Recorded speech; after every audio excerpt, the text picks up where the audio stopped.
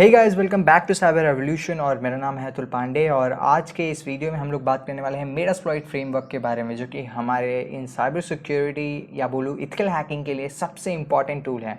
आप इसे अपना राइट हैंड भी बोल सकते हो इन इथिकल हैकिंग। ये हमारे लिए बहुत इंपॉर्टेंट है और एक्चुअली आई होप आप लोगों में से बहुत सारे लोग इससे पहले मिल चुके होंगे या इससे पहले कभी यूज़ किया होगा या इसे यूज़ करते हुए देखा होगा। जी हाँ, ये वही फ्रेमवर्क है जिसके थ्रू आप लोग अपना बैकडोर बनाते हो, पेलोड्स बनाते हो और फिर सिस्टम यानी एंड्रॉयड, विंडोज़, लिनक्स को हैक करते हो। सो यहाँ पर पहली चीज़ हमें ये जानने होगा कि मेटास्प्लॉइट है क्या। मेटास्प्लॉइट एक आप बोल सकते हो पेनिट्रेशन टेस्टिंग का फ्रेमवर्क है जिसे बनाया गया था ओपन सोर्सली कुछ वेब डेवलपर्स के ग्रुप ने। बाद में उसे परचेस किया रैपिड 7 नाम की एक कंपनी ने और अब रैपिड 7 ही इसके फ्यूचर अपडेट्स पे काम कर रही है और इसे अपडेट देने का काम जो है वो रैपिड 7 के अंदर आता है। सो बेसिकली मेटास्प्लॉइट को चालू करने से पहले उसकी कुछ सर्विसेज होती हैं, आपको उन्हें स्टार्ट करना होगा। जैसे कि ये एक PostgreSQL डेटाबेस होता है, इसे स्टार्ट करना जरूरी होता है। तो इसका कमांड आपके सामने है, sudo system control start PostgreSQL। ठीक है गाइस, आप इसे इनेबल भी कर सकते हैं। मैं अपने केस में इसे इनेबल कर रहा हूं। यहाँ पर इनेबल करने का बेनिफिट ये होगा कि नेक्स्ट टाइम जब मेरा सिस्टम बूट अप होगा तो इसके साथ साथ ऑटोमेटिकली ये ऑन हो जाएगा, मुझे इसे फिर से स्टार्ट करने की ज़रूरत नहीं पड़ेगी। ठीक है गाइस, सो इसके बारे में हम लोग काफ़ी डीपली बात करेंगे अपने कोर्स में जो फ्यूचर में आपको मेरी वेबसाइट पे मिलने वाला है। सो अभी बात करते हैं आगे चीज़ों पे। सो यहाँ पर आप लोग देख सकते हैं MSF कंसोल मेरा चालू हो गया है, बट एक्चुअली जब आप सिस्टम के अंदर रूट नहीं होते हैं तो आपको सिर्फ MSF कंसोल यूज़ नहीं करना चाहिए, आपको यूज़ करना चाहिए sudo MSF कंसोल, जिससे इसके पास सुपर यूज़र राइट्स भी होते हैं। बट यहाँ पे मैंने इसे बेसिकली रन कर लिया है ऑन वेनम, जो मेरा वेनम नॉर्मल यूज़र है उसके थ्रू। तो यहाँ पे कुछ जगहों पे, कई जगहों पे एक्चुअली आपको जो मेटास्प्लॉइट है वो कुछ परमिशंस का इशू होता है उसके अंदर, पर वो इतना ज़्यादा आपको प्रॉब्लम नहीं क्रिएट करता, बट कहीं जगहों पे वो क्रिएट करता है। तो बेसिकली यहाँ पे जब आपका मेटास्प्लॉइट ओपन हो गया तो जैसे आप लोग देख सकते हैं ये यहाँ पे इसका वर्जन है और ये इसे हम कहते हैं बैनर, मेटास्प्लॉइट बैनर। बेसिकली इस बैनर के अंदर आपको कई सारी चीज़ें लिखी मिलती हैं जो कि हर बार चेंज होते रहता है एक्चुअली, बट वो जो डेट का सेक्शन है वो सेम रहता है ऑलमोस्ट, और सारी चीज़ें नॉर्मल जैसी हमेशा आपको मेटास्प्लॉइट के अंदर देखने को मिली। तो यहाँ पे जो इंपॉर्टेंट चीज़ है वो ये है, यहाँ पे आपको एक्सप्लॉइट्स कितने मिल रहे हैं, पोस्ट एक्सप्लॉइटेशन एक्सप्लॉइट्स कितने हैं आपके पास, फिर पेलोड्स आप कितने टाइप के बना सकते हो। उसके बाद यहाँ पे इनकोडर है, फिर नोप्स है, ठीक है, फिर इविजन टेक्निक्स, जो 7 टाइप के इविजन आप यूज़ कर सकते हो फॉर बाईपासिंग एंटीवायरसेस और NIDS जो भी है आप उसके लिए यूज़ कर सकते हो। NIDS और IDS I don't think so, but antiviruses पे ये वर्क करता है। और अगर हम लोग यहाँ पे इंडो हो गया है तो इन्फो यूज़ करेंगे तो हमें कोई खास इन्फॉर्मेशन देखने को नहीं मिलेगी। बेसिकली आपको यहाँ पे मॉड्यूल का नाम देना होता है because it's use for module details. आपको अगर किसी मॉड्यूल का इन्फॉर्मेशन चेक करना है सो आप वहाँ पे इन्फो लगा के उसे चेक कर सकते हो। तो बेसिकली यहाँ पे हमारा मेन जो कमांड होगा वो होगा हेल्प। मेटास्प्लॉइट ही नहीं, कहीं भी हेल्प जो कमांड होता है वो बहुत यूज़फुल होता है। और जैसा कि आप लोग देख सकते हैं यहाँ पे आपको कमांड के एग्जांपल्स भी देखने को मिलेंगे एक्चुअली, किस तरीके से आप लोग अपना रिवर्स होस्ट सेट कर सकते हो। आप मेटास्प्लॉइट के अंदर एल होस्ट और आर होस्ट देखोगे तो L host majority of time जो होता है वो आपका लिसनिंग पोर्ट और लिसनिंग होस्ट होता है। तो लिसनिंग होस्ट और पोर्ट में हमेशा आपका ही नाम आएगा, यानी आपका खुद का IP एड्रेस होगा। और आर होस्ट यानी रिवर्स होस्ट, जहाँ से डेटा आपका रिवर्स होने वाला है वो होने वाला है हमेशा आपका टारगेट का होस्ट। ये बात आपको याद रखनी है।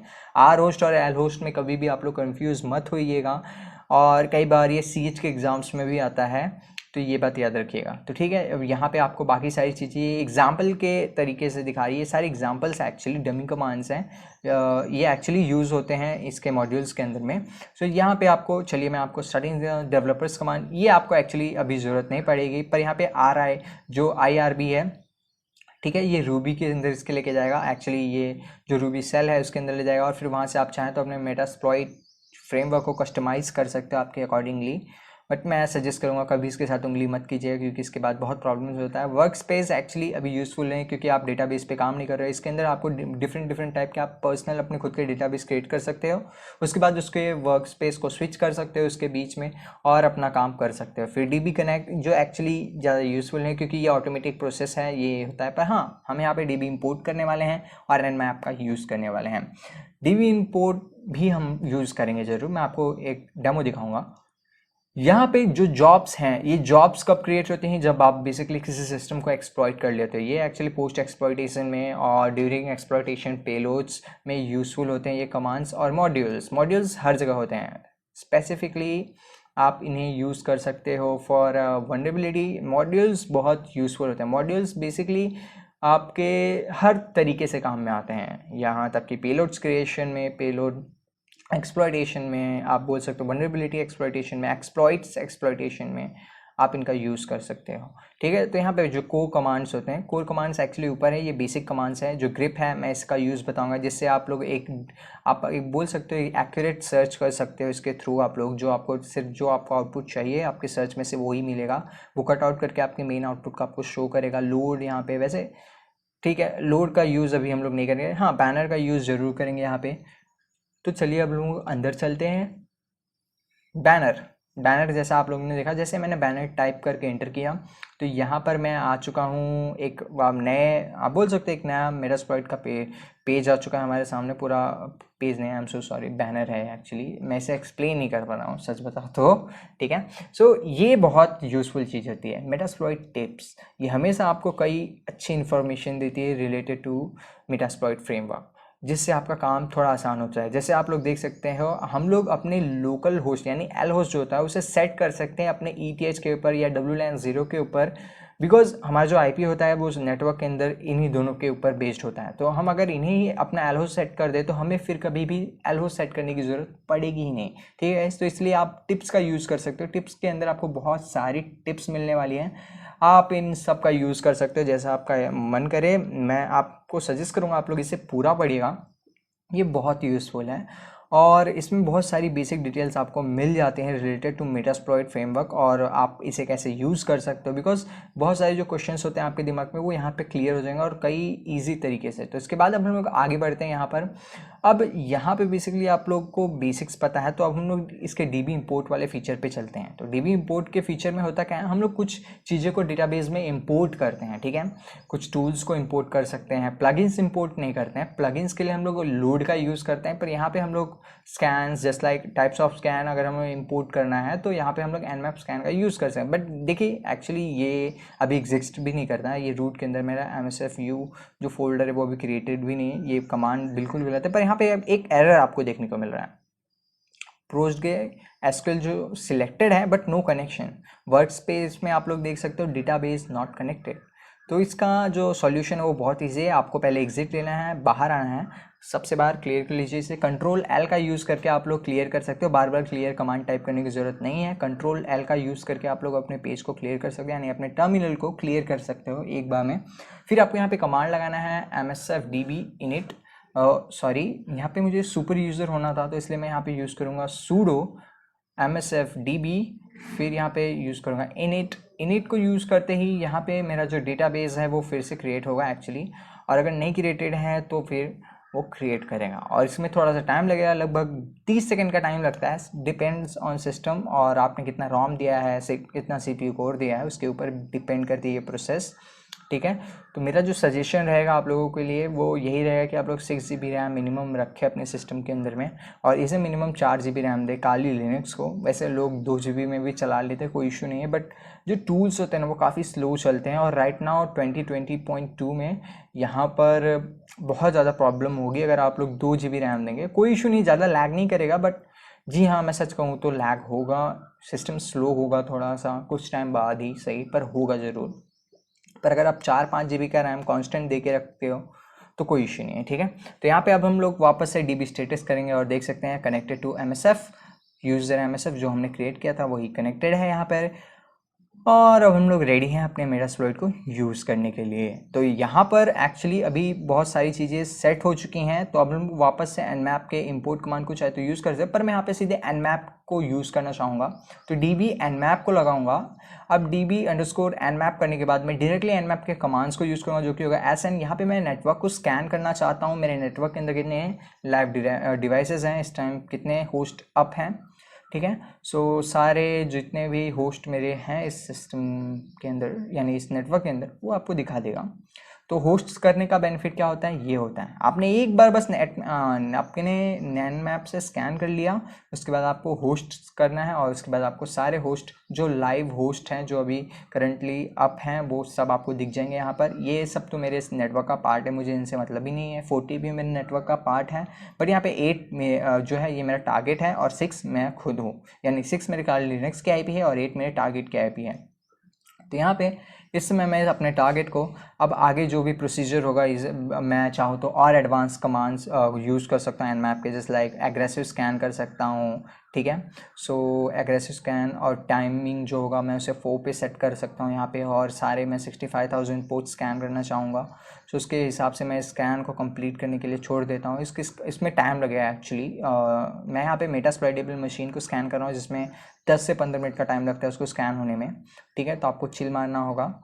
अगर आप अपना कोई टारगेट सिलेक्ट किए हो तो भी एग्रेसिव स्कैन में टाइम लगता है, एज यू नो कि एग्रेसिव में थोड़ा सा टाइम लगता है बेसिकली, जो बाकी कमांड्स आपके जो बाकी स्कैन के टाइप्स होते हैं उनके कंपेयर में। तो यहाँ पे मेरा जो स्कैन है वो कंप्लीट हुआ है, और जो nmap का एक्चुअली इसके अंदर रिजल्ट आया वो थोड़ा सा अजीब दिखेगा पहली बार आपको देखने पे, बिकॉज हमें जो हैबिट है वो nmap का है, डायरेक्टली nmap का आउटपुट, जो कि ये एक्चुअली ये थोड़ा अरेंज है और वो अरेंज रहता है पर इतना नहीं, जैसे कि लाइंस आपको देखने को मिल रही हैं, जो अरेंजमेंट है वो काफ़ी अच्छा है as compared to normal nmap।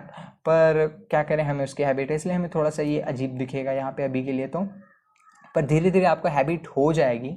तो यहाँ पे आई होप आप लोगों ने काफ़ी कुछ सीख लिया होगा कि हम nmap को कैसे यूज़ कर सकते हैं मेटास्प्लॉइट के अंदर। वैसे आप इसके अंदर काफ़ी टूल्स को यूज़ कर सकते हो, ये एक कंप्लीट फ्रेमवर्क है। फ्रेमवर्क का मतलब ये होता है जिसके अंदर कई टूल्स का कॉम्बिनेशन होता है, एक फ्रेमवर्क, ठीक है, जिसके अंदर कई सारे फीचर्स होते हैं। ये कंप्लीटली एक ट्री होता है, एक फ्रेमवर्क एक ट्री होता है जिसके हर ब्रांच पे एक नया टूल और एक नया फीचर होता है, ठीक है। आई होप आप ये चीज़ें समझ पा रहे हो और मेटास्प्लॉइट को समझ पा रहे हो, बिकॉज देखिए एक बार आप मेटास्प्लॉइट को मास्टर कर लेते हैं तो आपके लिए काफ़ी चीज़ें आसान हो जाती है। कई बार कंडीशंस होती हैं कि हम nmap हमारे सिस्टम में नहीं होता है पर वहाँ पे हमारे पास एक्चुअली मेटास्प्लॉइट होता है, तो हम लोग मेटास्प्लॉइट के अंदर से भी nmap को एक्सेस कर सकते हैं और स्कैन्स कर सकते हैं। अब ग्रिप का जो यूज़ था, मुझे यहाँ पे प्रो FTPD का यूज़ करना है, ठीक है। तो यहाँ पर मुझे सिर्फ प्रो FTPD जो है उससे रिलेटेड आउटपुट चाहिए, यानी मेरे जो रिजल्ट है उसके अंदर प्रो FTPD होना ही चाहिए, FTP होना ही चाहिए, और या फिर FTPD होना चाहिए, ठीक है। तो यहाँ पे देखिए मेरे सारे आउटपुट्स में या मेरे सारे जो एक्सप्लॉइट्स हैं यहाँ पर एक्चुअली उनके अंदर मुझे ये नाम देखने को मिलेगा। अगर ये जो वर्ड है ये मैच नहीं करेगा तो आउटपुट नहीं मिलेगा आपको, ठीक है। कई बार ऐसा होता है कि जो नॉर्मल जो नाम होता है वो कुछ और होता है और हम लोग जब ग्रिप के थ्रू सर्च करते हो तो हमें आउटपुट नहीं मिलता, पर हम ग्रिप हटा देते हैं तो नॉर्मल स्कैन में हमें आउटपुट अच्छा मिलता है और ज़्यादा मिलता है। तो ग्रिप जो होता है वो काफ़ी एक तरीके से आप बोल सकते हो रिफाइन करके आपको जो आउटपुट देता है वो आपको देखने को मिलता है, ठीक है।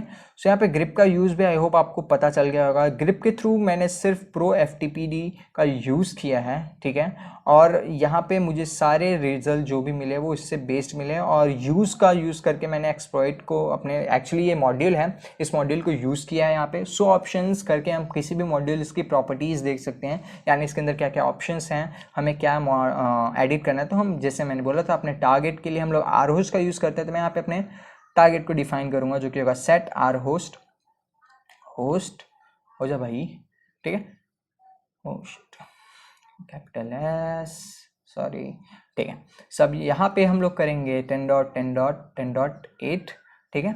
सो यहाँ पे इंटर करने के बाद अब यहाँ पे R पोर्ट सेट करेंगे, क्योंकि यहाँ पे 21 नहीं है, 21 है एक्चुअली वो, तो यहाँ पे हम लोग यूज़ करेंगे सेट R पोर्ट, ठीक है। R पोर्ट होगा 2021 ही होगा आई थिंक हाँ 2021 ठीक है, नहीं एक्चुअली 21 ही है। चलिए कोई इशू नहीं, मैं थोड़ा सा कंफ्यूज हो गया था।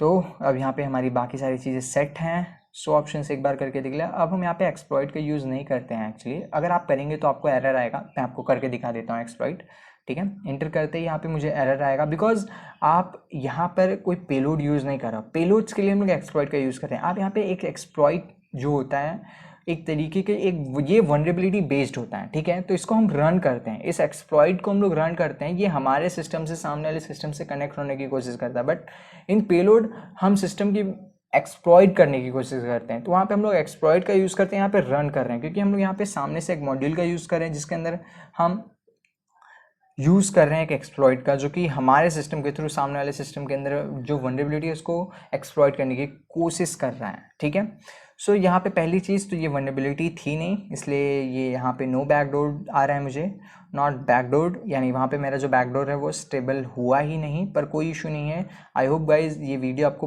पसंद आई होगी और आप लोगों को काफ़ी अच्छा इन्फॉर्मेशन मिला होगा आपके मेटास्प्लॉइट से रिलेटेड। मैं अतुल पांडे आपसे मिलूंगा अगली वीडियो में, जहाँ पे मैं इसके बारे में और भी ज़्यादा डिटेल्स लाऊंगा। अगर आप लोग चाहेंगे तो आप लोग नीचे कमेंट कर सकते हैं। तो मैं अतुल पांडे आपसे मिलूंगा अगले वीडियो में, तब तक के लिए गुड बाय, टेक केयर।